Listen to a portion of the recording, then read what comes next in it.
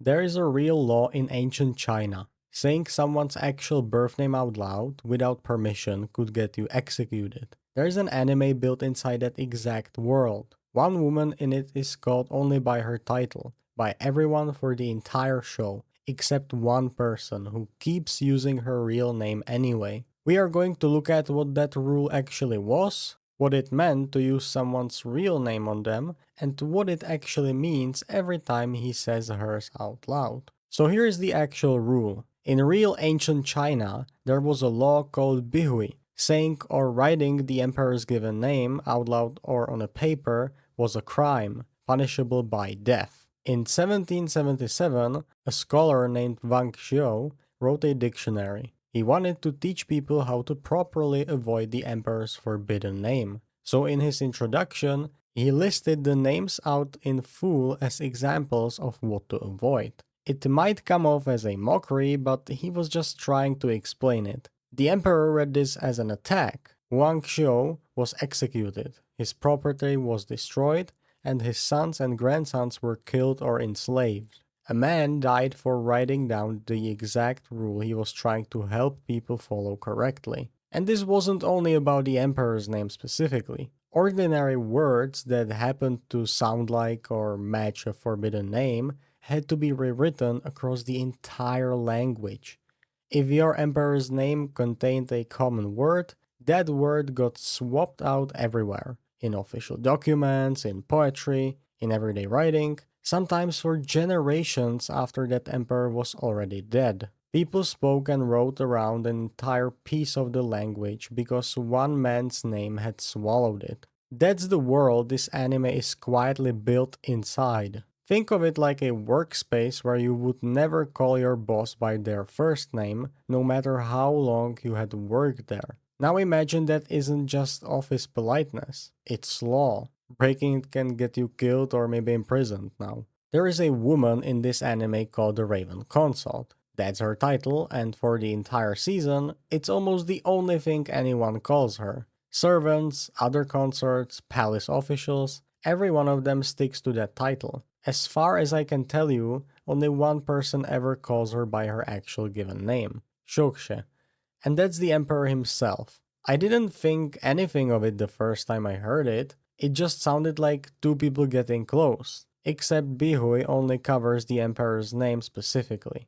It doesn't explain why almost nobody in this entire palace uses anyone's actual birth name at all, emperor or otherwise. There is a second rule underneath the one we just covered, and it might be the one that actually explains what's happening between these two. So here's the part that actually explains why that title mattered so much. In real ancient China, everyone had two names growing up. One was their birth name, given by their parents. The other was a second name, given to them once they became an adult. And this wasn't just a paperwork. Once you were grown, your birth name basically got locked away. Friends, coworkers, anyone at your level, they used their adult name instead. Your birth name was something only your parents or someone clearly above you was allowed to use. There is a real story about the Poet Dufu that shows exactly how serious this was.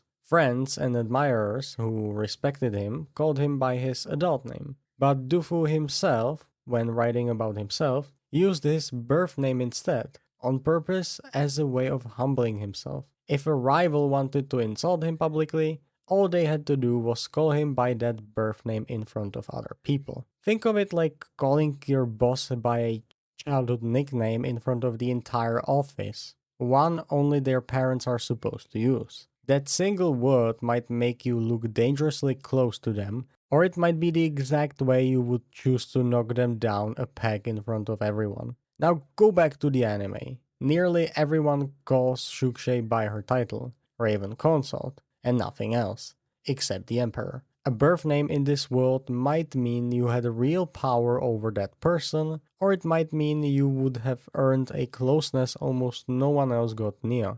And knowing that, his choice to keep saying her actual name stops sounding casual at all. So which one is it every time he says her name? So here's the actual answer. Every time the Emperor says Shuksei's name, He might be reminding her, without saying it out loud, that he has power over every part of her life, even the part with no title attached to it.